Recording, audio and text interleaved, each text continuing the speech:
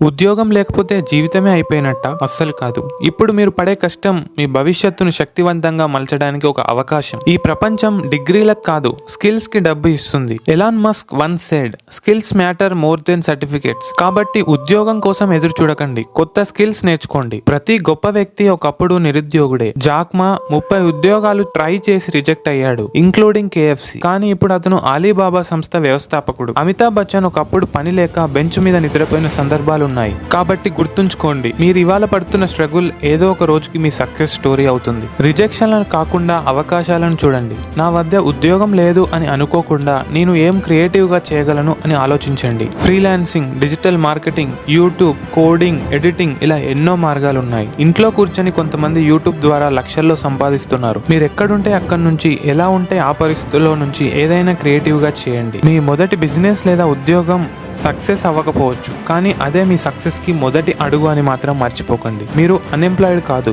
మీ preparation phase లో ఉన్నారు. ఈ ప్రపంచం అవకాశాలతో నిండిపోయింది. మీరు మిమ్మల్ని నమ్మండి, ఏదైనా పని మొదలు పెట్టండి, మీ భవిష్యత్తుకి బాటలు వేయండి.